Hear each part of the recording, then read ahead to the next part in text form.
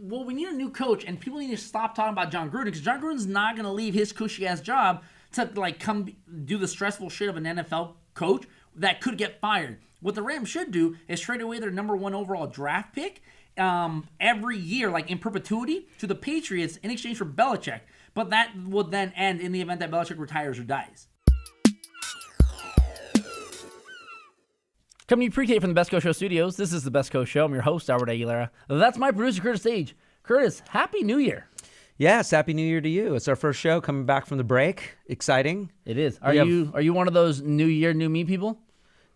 What does that mean? Where suddenly, like, because it's a new year, all the problems of 2016 disappeared. Like, hey, all my bills and like problems, and my boss is no longer going to be a dick. No. And any issue, really? All that stuff still continues, but yeah, I'm looking forward to 17. 2016 was a tough year. I don't know. One. I'm not one of those New Year's people. Like, I don't mind having a New Year's resolution, but being one of those, like, New Year, new me, it's like, no, you're still the same asshole you were yesterday.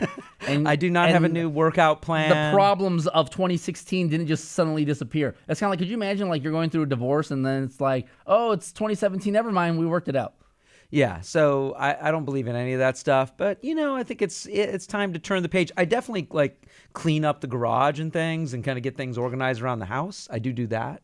Does that count? Is that as a new year? No, because really you like that's just getting shit organized. At some point, your wife could be like, "Listen, it's like the middle of March. All your photo equipment's in the garage, and like we can't park the car." That's pretty much what it is. That's pretty much what happened. Yeah, exactly. So today, Albert, we're gonna have a combo show: Lakers and Rams. Yay! We get to talk about the Rams, the Lakers and the Rams. Well, so this episode is a combo episode. The Lakers are 13-25. They're 2 games back at the 8th spot in the West. They were 2-14 in December, which was alarming, but we'll talk about that a little bit in detail. We had a lot of injuries that may have contributed to that. Are the Lakers possible trade partners with anybody? Is this a time where we may start looking to dump players, or do we stand pat? What does Kupchak and Bus do? Then we got to talk about the Rams. They won 4 games. They were pretty terrible. They finished 3rd in their division. We got to talk about the draft picks. We did have 2 Pro Bowl players, surprisingly. And we got to talk about our middle school offense. And Jeff Fisher got fired, which was fantastic. But now we're in the hunt for a new head coach, and maybe there's some possibilities out there for a head coach that will come and be a Rams coach. And by the way, are we now Chargers fans? Well, the Chargers aren't officially in Los Angeles. But come on, dude. They made the application. And they rented space. They leased space in Costa Mesa. I don't know if I was never a Rams fan growing up or a Raiders fan because, again, grew up without a team. Yeah. But I always knew that everyone in the area did not like the Chargers. So that's going to be kind of awkward, right? It's going to be a little awkward. Hey, there's that person you don't like, and they're kind of like living in your house. Should they change their name and uniform? If they came here. The city of San Diego might sue them to keep that name, kind of like how the Seattle Supersonics sued to keep the name and brand and colors. Sued or just asked, could you please get... I don't think if you asked, they would do it. I think you need to sue these people. I mean, because the Chargers do have sweet unis. That is the one plus. The Lightning Bolt is cool. Like, what's better, the Lightning Bolt or the Ram? The Ram horns. Which one's better? Because this is what fans in LA really care about. I like the Ram horns better. You do? Yeah, okay. But I like them in the blue and white better than I do. The old school blue and white. Yeah. Okay. Those look pretty sick. The Lightning Bolts are awesome. But again, I was never a Chargers fan. I did like back in the old school, it's just, If I'm going to say it right now, if the Chargers come to Los Angeles and they rebrand as a brand new team, I might just jump onto that. Okay. Because I like the idea of having a brand new team because, I grew up without a team. And what should they be called? I don't know. The Smog? No, like... the Avengers? Take that. Well, no. The Avengers were the LA Avengers from the Arena football team. I like that name. That was a good team. And their jersey was pretty sick, too. The Traffic? Should be called... I don't know. The LA Sigalerts. The Sigalerts? The Waves? The LA Waves? No, that's dumb. Stupid. That's kind of... They could keep this. I don't know. Anyway, all right. We're reaching. Let's talk Lakers. So this was a tough December. We had predicted.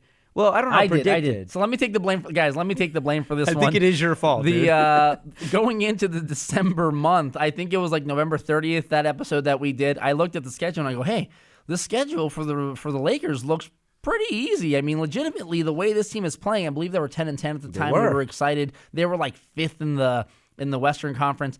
And we're like, hey, look, going into December, they could legitimately win 10 games. I mean, outside of like maybe the Clippers and I think Cleveland and Toronto, like legitimately they can win 10, 11 games, and then they turn around and go 2-14. And I was like, fuck. Yeah. All right, I'm going to take blame for that one.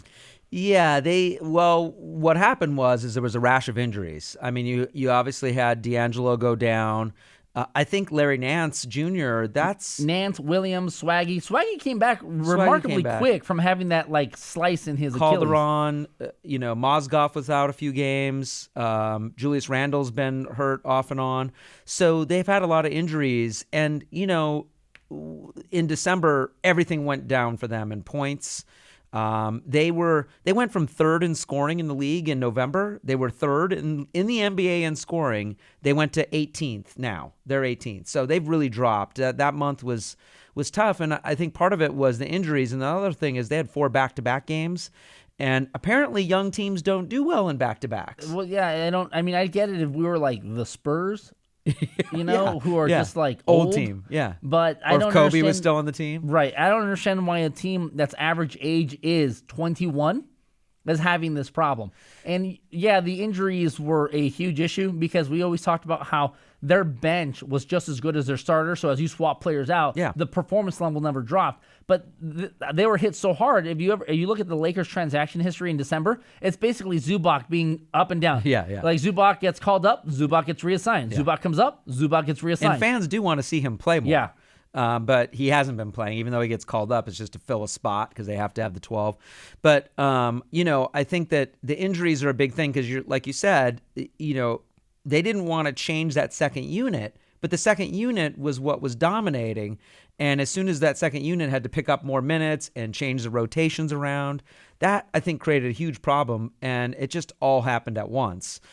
It's a little deceiving. I mean, they dropped a lot in scoring, but they're pretty middle of the pack in everything else. So right now they're like 15th in rebounding. They're 15th in they're in the 20s in assists. They're 6th in offensive rebounds. So a little stats here for you. They're 6th in offensive rebounds. That's really good. That's Julius Randle, essentially. He's 19th in the league in rebounding, which is amazing. He's right up there in the top group of rebounders. I think next year he moves into the top 10 in rebounding. I mean, this kid is progressively getting better and 6th in offensive rebounds. But on defense, the Lakers don't do jack shit. No, I mean, last year they're 24th in rebounding on defense. Last year how their point differential was -10. Yeah. This year, as the year was going on, their point differential was like dead even. Yeah. They were averaging tacos. They were giving up tacos. Yeah. But now that this month of December went on, and Luke Walton says that the injuries are no excuse, but they, in a way they kind of are when players are not, being able to physically show up and perform. They're now 104 points for, 110 points against, and it's like, okay, that -10 gap is starting to show up again, and that's why they went 2-14 in the month of December. They're -6. I mean, so that's not bad, but they need to turn this. No, it's terrible. Minus anything is terrible. Well, it's terrible. It means you're a losing team when you're minus. But they're going to change that around. They went from being a 500 team to 13-25. So we know they can do it because they beat some good teams during that stretch when they were 10-10. So we know they can do it. It's just a matter. So part of it might be, maybe have they lost focus? Maybe they don't have a team lead. I thought Swaggy P and Lou Williams were the team leaders. And they got hurt. They weren't on the court for most of December. Okay. So now they're back. Nance was hurt for most of December. Freaking Russell was hurt for most of December. Russell's supposed to be the team leader because he's your point guard. I don't believe in that. You don't? I don't believe in a position player being a team leader. Just because you're the quarterback on a team doesn't mean you're the team leader. Just because you're a point guard, just because you're the catcher or the starting top line center doesn't mean you're the team leader. But team leader comes from leadership. Well, that's true. If you're the playmaker, it stands that you would be a leader. But maybe D'Angelo's not yet. He hasn't learned how to be a leader yet, and that's okay because he's still young. How old is he? He's 20? Yeah, 21 maybe. But okay, so he's not necessarily a leader, but we need him to be a leader on the court in terms of making plays. And I think coming back from injury, he's starting to get back in his game. They just beat the Grizzlies in a really great game for the Lakers. I mean, this is a game where they hit, I think, 18 threes. D'Angelo looked like he got a stroke kind of going a little bit. He's been hit or miss. He's been kind of a player that's been, streaky, and we need that consistency from him, especially if he's handling the ball a lot. Ingram's looked, he's looked good out there. I don't think he's ready yet for the pounding of the NBA in a long term. He's starting to run out of a little bit. He can't play as many minutes, so a little bit of trouble there. But at least he's healthy. He's played in all 38 games. Yeah. So that's this guy just needs to pack on some muscle. That's gonna be he's trying to. I saw this thing on him where he's trying to drink new protein powder and stuff. And we need to put him on that Michael Phelps diet. Remember when Michael Phelps winning all his gold medals, not in these Olympics but the previous Olympics, and they were showing his 14,000 calorie a day diet. Yeah. We need to put him on that. That'd be a lot of calories for Brandon Ingram. Yeah. So if he could just gain 15, 20 pounds of muscle, maybe it doesn't even need to be muscle. What he should do, he could just be fat. He should go hang out with Hugh Jackman. Hugh Jackman, now that because he plays Wolverine, he shows his routines and diets that he goes into playing these roles. Because Hugh Jackman's in his late 40s, I believe. Sure. And you look at this guy and you're like, whoa, you're in crazy shape, Wolverine. Put him on that kind of a diet. Well, in the off season, do whatever the fuck you want. In season, I need you eating clean, lean, and I need you fucking smashing weights. But don't the Lakers have premier trainers that can get him? Muscular? I'm sure they do, but I think it's a two-way street, right? So it's the organization and the coaching telling you, we need this from you. And then you have the athlete that's kind of eh. Yeah. Or, maybe he's for that. Maybe he's not. Maybe he feels he plays better being tall, lanky, and maybe he feels that if he gained that muscle mass, he might be a little sluggish. Yeah, I don't think he's thinking that. I just think his body just can't do it yet. He's still young. Seems like he's still growing. He's 6'11". He's still growing. I think he's still growing. He looks good out there though. So I know Lakers fans have been discouraged the last couple weeks. I'll be on Facebook watching games and people are pissed. But they're in games. Here's what I see a lot of what's happening in Laker games is they're playing tight games. They're not getting embarrassed like they were the last 3 years for the most part. A few games here and there they are, but for the most part, they're right in games, and it's just a lack of focus, I think. It's like they lose, the ball starts sitting in one person's hand, and they forget that they're supposed to be moving around, and they lose focus, and I think they lose intensity, and I think Walton is going to figure out a way to get that back. I think the players love him. We've established that already on this show. We've talked about that, and so I think as a coach, he just needs to go back to the drawing board and go, how do I motivate these guys mid-season? Adderall. Really? They're all losing focus, and they're all 20 to 22 years old. They probably all have ADD.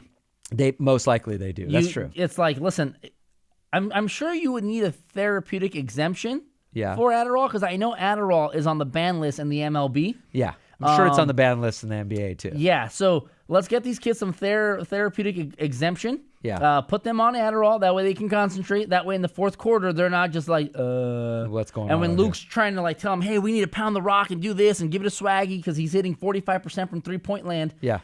They can actually pay attention to get that shit done. Yeah, it's going to be interesting coming up here towards the All-Star break and then the trade deadline. In Laker, there's two kind of lines of thought here. Do we stand pat with the young players we have and stay with this team and then build onto this team next year, which is kind of where I'm at, or do we look to trade people away? I'm on the fence with Swaggy P because he's older, but he finally found a role, and he's leading our team in three-point percentage at 45%, and that's the kind of offense Luke Walton has. So I'm on the fence. This guy finally has some kind of trade value for a contending team for a three-point specialist, but that's the highlight of our offense. But what are we going to get, a draft pick? Do we need another 20-year-old? Well, I think that if you can get rid of Swaggy P and Dang, you can get younger because the core of the team, already young. Well, the core of the team is 2021, and let's be honest, they're not going to make the playoffs this year. They're 2 games behind the 8th seed, and they probably might not do it next year. But if you can have this group of 20-year-olds at the age of 22, 23 start being elite level, you're going to have Golden State, that young team that is just mowing people down because they have the talent for it. And when Golden State went on their first run, it took 4 years. It took 4 years, and they were really young. They're still really young. Well, the thing is right now, as it stands, we've established that no free agents that are older want to come to this team. So the only people we're going to get next year, this offseason, are going to be a young free agent that's going to mix with these young guys. But right now with these trades, you can trade away draft picks that you currently have or these veteran players, and people are like, oh, their value is not there. And what the Lakers have the luxury of at the moment is what the Dodgers always do, and eat money on contracts, because they can ask for a better name player or ask for a higher draft pick in exchange for eating salary. Because right now the Lakers are unprecedented in this situation where they're a team that's well below the luxury tax. Yeah. Usually they're like 1-2 in terms of payroll. But this year and next year, they're legitimately $40 million under. Yeah. So they can take on salary in exchange for better player exchange or better draft pick. I mean, I say we hold on to Lou Williams. Swaggy, look, I love having Swaggy. His interviews are hilarious. Yesterday or day before yesterday, they were interviewing him, and he was talking about making sandwiches. That was his peanut butter and jelly sandwiches was his interview. Yeah. That's his interview. It's like, and then they're asking him how he makes a peanut butter and jelly sandwich. I mean, there's no better. I barely understand what Swaggy's saying, but there's no better interview than Swaggy P in the NBA, I think. So I mean, having him in the clubhouse has got to be fun. It looks like they've mended all their problems with he and D'Angelo, and the team's, they're together in terms of, it seems maybe D'Angelo did him a favor, because he's no longer with what's her face. Yeah. No, so maybe D'Angelo did him a favor. He's like, man, my bro's in a really tough spot, and he's unhappy. Do you think it was purposeful? Let me separate them, and then he'll be happy, clear-headed. And now that he's happy and clear-headed, nice theory. It's kind of like when your friend brings along some new girl, and you're kind of like, whoa, this girl's not good for the group. Boom. That's what it was? Yeah, that's what it was. All right, let's talk about the Rams. So the Rams, of course, had, it's their, first season back. You hear it all. It's like, okay, they moved. I remember Jeff Fisher saying, well, it wasn't easy because we had to move. I don't understand what's so difficult about that. Honestly, look like they were having fun. No, what is so fucking difficult about moving a franchise? And I understand there's a million logistical problems with that, but guess what? Jeff Fisher and Jared Goff and Gurley and they don't have to move anything. They don't have to do a goddamn thing. You know whose problem that is? The logistics team and the equipment managers. I'm sure it was more difficult for a Rams employee that was an office employee in St. Louis to logistically get his shit together and move from there to Los Angeles. Yeah. But all the athletes who are millionaire athletes and the owners that are billionaires and these logistics teams and the movers and everything, they're like, no, listen, we're going from here to there. Training facility is here to there. Figure it out. Hey, NFL athletes and coaches and staff, hop on that plane. Let's go. Well, I mean, I guess you move to a new city and you're moving residences as a player, it would not surprise me if most of these guys already owned homes in Los Angeles. Okay. So or at least in the state. And it's not like they fucking live here.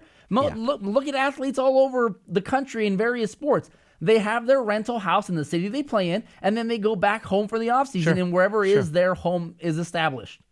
Well, the Rams, this year was pretty hard to watch as a fan. I don't think I've seen an offense that inept. What were some of the stats this year to end the season? Jesus Christ. Okay, guys, so 14 points per game. We were last in the NFL. 260 yards per game, last in the NFL. We were 31st in passing, second to last. 31st in rushing, also second to last.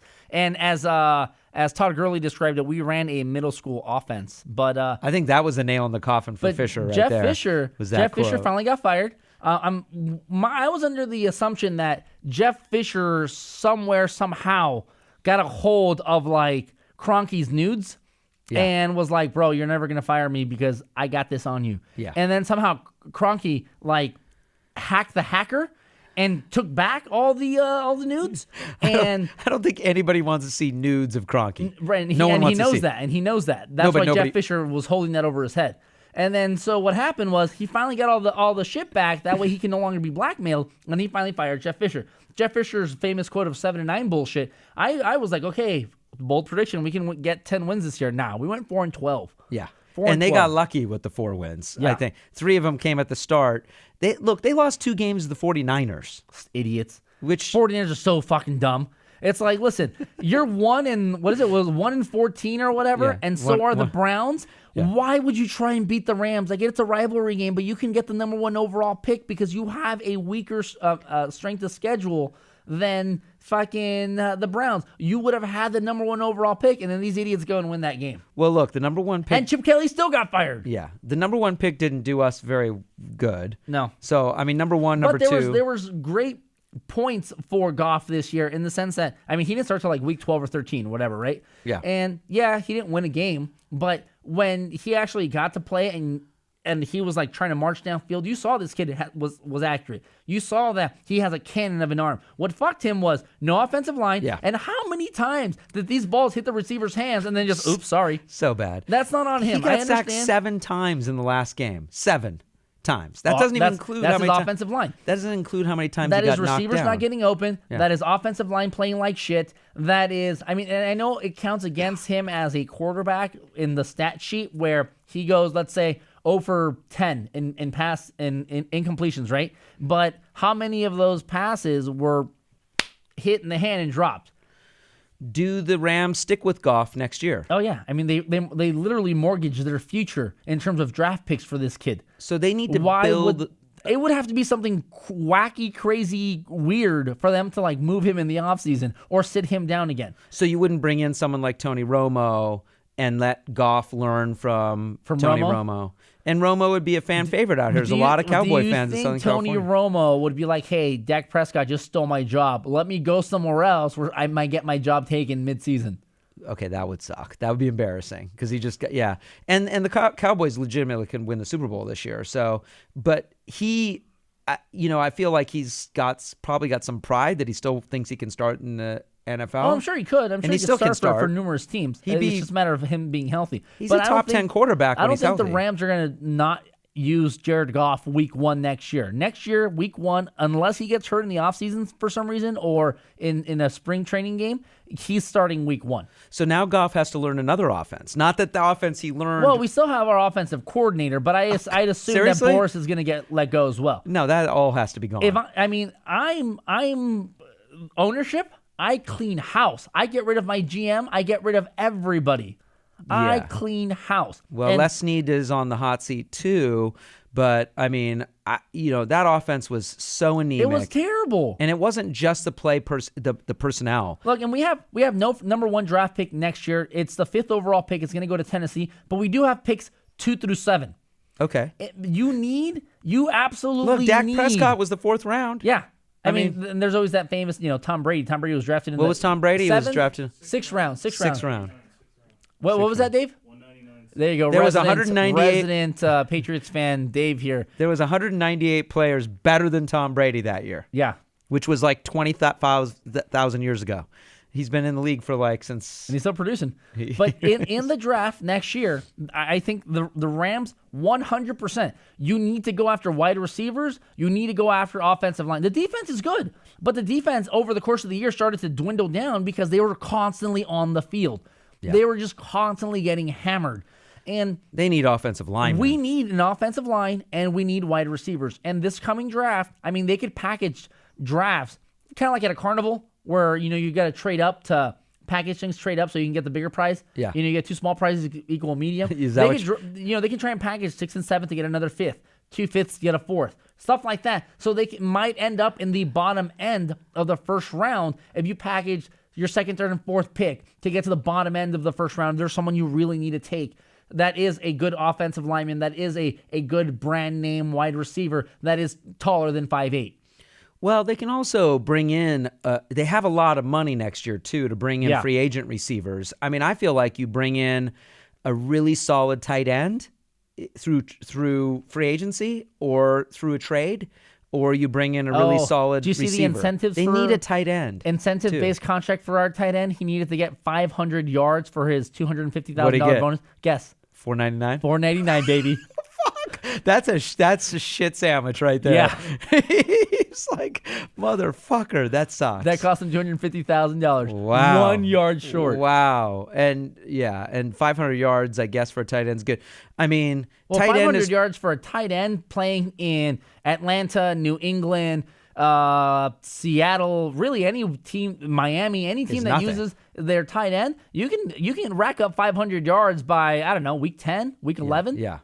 Maybe even in 4 games. Dave, how many yards did Gronk have before he called it a season? I don't remember. More than 500? I don't know if it was more than 500. Never mind. Yeah. Dave, you failed me. He didn't really play that many games in the beginning of the season. I mean, he didn't really come back until Brady got back. Yeah. The 5th game. So Gronk didn't, but they do need a solid tight end, which is part of the offensive line. I mean, people sometimes forget that your offensive line is a tight end is part of that. Right. So, but I mean, they need a solid person there that can take. I didn't see any good pass plays to tight ends this year. Maybe 5 the whole year. I mean, It was probably a slant route or something into the flat the because we same- don't throw the ball past 6 yards. same plays all the time. So we had 2 Pro Bowlers. We did. And Donaldson, was a lock. Aaron Donald. Yeah, I'm sorry, Donald, not Donaldson. Aaron Donald was a lock. I mean, you see this guy. He's our best defensive lineman. He's one of the, I would argue, top 2, top 3 defensive linemen in the league. And our defense was great until they started to get worn down. Yeah. But Johnny Hecker. I love it. For people not familiar with Johnny Hecker, or Johnny Kickball, as he likes to call himself. Is that what he calls himself? Yeah, he does. # Johnny Kickball. I love it. Is our punter. Our punter got selected to the Pro Bowl because our offense was so terrible that we just put our punter on a pedestal for the world to see because he was out there every drive. He was out there a lot. It was built into the offense. Remember, it was short pass, run up the middle, incomplete pass, punt. Yeah. He was built into the offensive scheme of Jeff Fisher. Hecker got a lot of playing time this He year. did get a lot of playing time. And he's pretty good. And he has a radio show here in LA. He's got a good radio So show fans, here you can. in ESPN's Pod Central or whatever it's called. What's it called? It's called What the Heck? What the heck? And it's actually HEKK. And it's pretty good. And I'm thinking that the Pro Bowl committee selected him to go to Hawaii so that he could do. Not in Hawaii. It's the Wait. Pro Bowl's not Hawaii. Why would it not be in Hawaii? Orlando, Florida. Why is it what? Since when? I don't know. That shows you how much. That shows you how little we pay attention to the Pro We Bowl. care about the Pro Nobody Bowl. cares about the Pro Bowl. But Yeah. do they even punt in the Pro Bowl? No. So No. he's not going to play. So yeah, he's going to be there as entertainment value because he's a good podcast host, much like you and I. Yeah. And he's just going to be interviewing people, and he'll be live from Orlando, Florida. What the heck, live from Orlando, Florida? I think that's why they put him on the roster. I'm proud that he's our Pro Bowler representative for the Back-to-back years. offense. Back-to-back years. Back-to-back years. Yeah, he's so good at what he does because our offense is so poor that he is the NFC's like punter extraordinaire. He's our offensive. He's a juggernaut. He is a juggernaut. We just like to say juggernaut if we can in shows. All right, Albert. So what is our gift of the day today? Our gift of the day, guys. This is awesome. This is great. So Talib decides to rip Crabtree's chain off his neck, and I thought it was ironic because you would think that a Raider fan / player would be the one to try and steal people's jewelry, but in this case, it was a Denver Bronco, and I don't understand why athletes wear jewelry. Wait, are you supporting the ripping off the neck? I'm not. I think that's inappropriate. I thought it was hilarious. It's funny, but I thought it was rather inappropriate. Yeah. But yeah, why are they why wearing would you wear jewelry? giant medallions while you're playing? I mean, okay, I see baseball players do it all the time. They grab their cross, they kiss their cross, they put it back in. Latin American players. Yeah. Okay, cool, whatever. But you see a lot of players in the NFL with like these monster chains, and I'm thinking, okay, you're putting that in your pad. You're a wide receiver. This 6'3", 220-pound monster is trying to like hit you. Well, Smash against you. Yeah, what if it smashes against you? That shit's gonna hurt. You get one of those big giant cabled gold ones. Yeah, and it's what do like, they call them? Donkey rope? Curtis, so back in the 80s when you were a cocaine cowboy, were you rocking the massive gold chains? I was not a cocaine cowboy. I was kind of more of a punk rock type guy, so I did not have massive chains. So right now, as a professional adult with an actual job and career and family, this this Canadian suit that you're wearing, Yeah, the it denim. has sleeves. So Yes. the denim back in the 80s, you had Cut off sleeves. cut off sleeves, and you had like Johnny Rotten patches and Yeah, shit like that. that kind of stuff, Were yeah. you rocking like the studs and like a mohawk? Not that hardcore. No, not that hard. But rock and roll shirts, Doc Marten boots, that kind of thing. Yeah, Right. of course. But But no giant chains. No gold chains, no giant clocks around your. None of my friends. Yeah, I lived in Orange County. There was no giant chains. I didn't at that time. I mean, they were around, but we didn't have them there. So yeah. Anyways, guys, that's been our show. Don't forget to stalk us on Twitter at Best Coast Show. Tune in to all the behind-the-scenes stuff on our Instagram at Best Coast Show. You can check out all the news, updates, and articles on our website, bestcoastshow.com. You can find us on various podcast outlets. Like, what are we on? We're on iTunes, SoundCloud, Stitcher, and, yeah, really, wherever podcasts are heard. But that's been our show, and you guys have a good night.